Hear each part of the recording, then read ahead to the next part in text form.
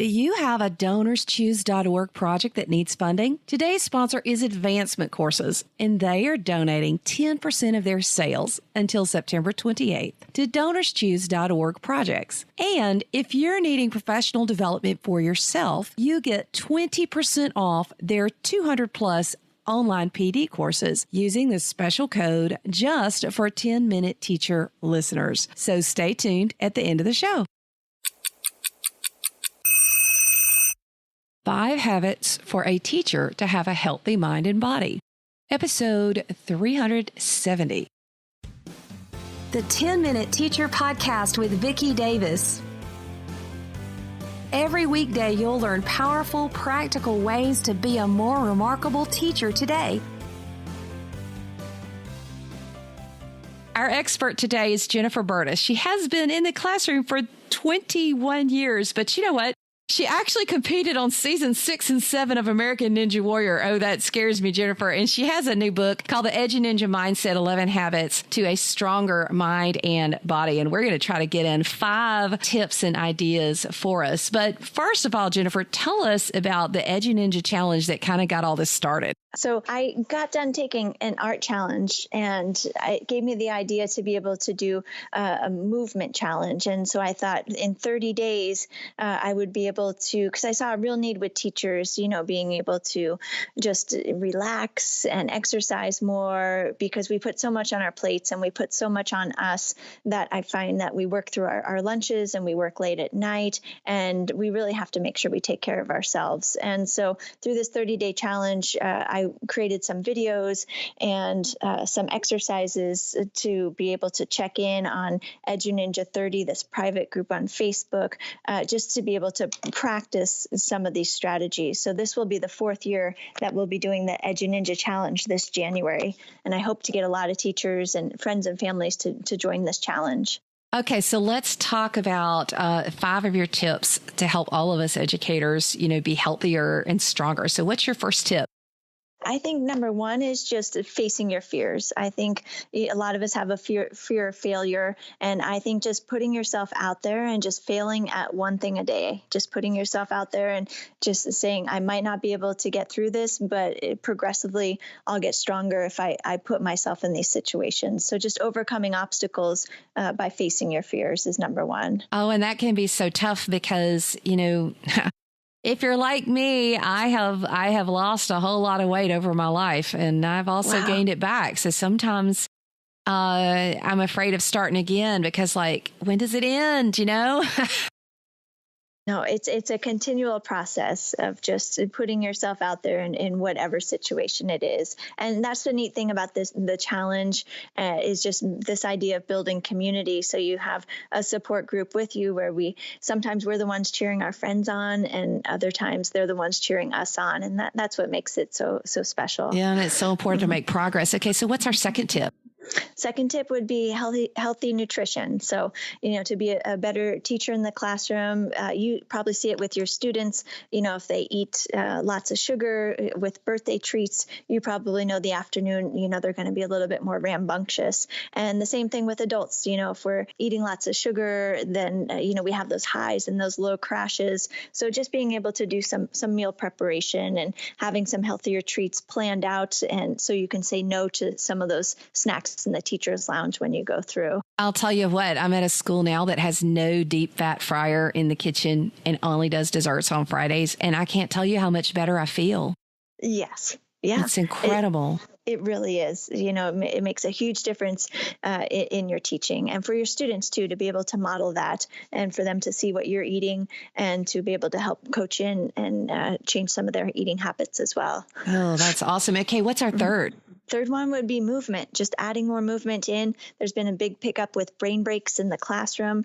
And, it doesn't have to be like 1 hour a day all at once. So you could wake up before school, maybe do 15, 20 minutes, come into school, and then a couple times throughout the day, do brain breaks with your students. Really get up, get moving, because you're going to be so much more engaging as a teacher if you've got your endorphins going and you're feeling good. Your students are going to be more engaged in your lessons too. So I say move move before school, move a little bit during school, and then at night, go for a workout or just take a small walk, and just you continue to move throughout the day, I think is the third and big habit to incorporate into your day. Our bodies are connected to our minds. So a healthy body can help our mind be healthier.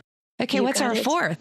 You couldn't have segued it any better, but it is mindfulness. So it's that ability to be able to take breaks and stop and notice, what you're seeing or what you're hearing, and just check in with yourself, check in your body. And, in the classroom or outside of school, it might look like just stopping and breathing and really slowing down your heart rate and calming your body. And I think it's a practice that if you do that every day, that again, in conjunction with movement and nutrition, it's going to help affect your teaching in a positive way. Yes. And I think just tuning into your body, I know, today, third block, I was just kind of, I sat down and I realized, I'm kind of a little stressed and breathing heavy. So I just took a moment to take some deep breaths, to close my eyes, I read a little devotional. I kind of, I prayed a little bit. I just kind of took myself to a calmer place, and I got so much more done. Okay, what's our fifth?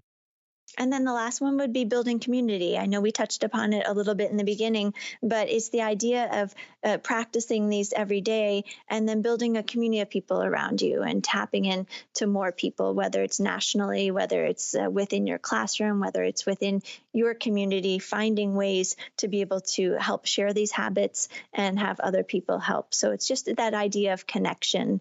And again, through, the Edu Ninja Challenge in January, we've been starting to build that community through that Edu Ninja 30 Facebook group. It's been just a phenomenal community year round to be able to practice all of these habits that we've been talking about. And it is so much about having healthy habits, isn't it? It is. Yes, it's that daily practice. It's the discipline. And you know what? But each day is a new day. So if you don't do the things you want to, today, tomorrow's a new opportunity to meet your goals. Now, the picture on the front of your book, you look like a beast. Like, you're just like so fit. Have you ever had a struggle in your life being physically fit as a teacher? Oh, most definitely. I grew up eating really unhealthy foods in rural Pennsylvania and, and tearing my Achilles I couldn't work out for 2 years. So that was the time when I was really looking to reach out and build community around this idea of being able to help, teachers and share everything that I knew about this stuff, even though physically I couldn't be moving during those 2 years. It felt good to be sharing this. So it's something that I have to consciously do each and every day. I'm just not built this way. It's a conscious decision each and every day. And I'm grateful for the people around me who help me. And hopefully I help them a little bit too. So Jen, give me a sneak peek into what your daily routine looks like from morning to afternoon/evening. You got it. On a school day, it looks like I set my alarm before 5 o'clock in the morning, so I can get my meals. My meals I make, usually on the weekend or a couple of nights before. And so I'll just wake up and then I'll probably do a workout in my home, or I'll go somewhere else. And I just have simple things there, a lot of body weight exercises. I'll get to school and, I'll do all the brain breaks with the students. At recess, I'll go out and, play on the playground with the kids, just like they do. And then when I get home, I'll usually take a nap because I'm exhausted from a full and awesome day. And then I will eventually at nighttime go out and do another little workout as well. How long are your workouts? Are you working out for like 3 hours, or is it a shorter workout? No, it's a shorter workout. So in the morning, it might be 20 minutes. It might be 40 minutes. Sometimes they are an hour. And then after school or in the evening, it could be like the same, maybe 40 minutes. And sometimes maybe it is an hour as well. But again, that's not every day, but a couple times a week for sure. Awesome. So Jennifer Burdis is author of the Edu Ninja Mindset, 11 Habits for Building a Stronger Mind and Body. And I love the idea of the water bell. That's fascinating. And as I'm having my own journey, I've started back up. I've got an app. I've got some accountability partners, and I'm working on my health. And I think that It comes down to, am I making progress? You're either getting better or you're getting worse. There's never any holding still. It does not happen. So I guess the question is, was today progress? And if not, let's make the next moment progress.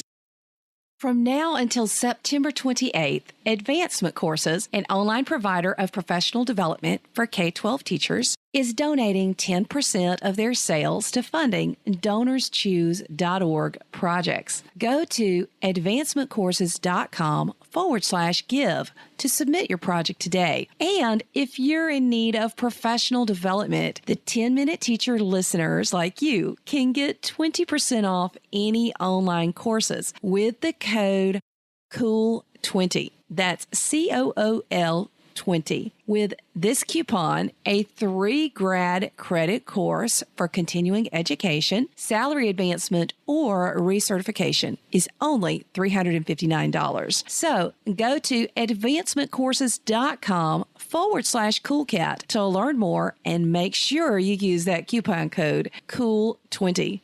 Never stop learning.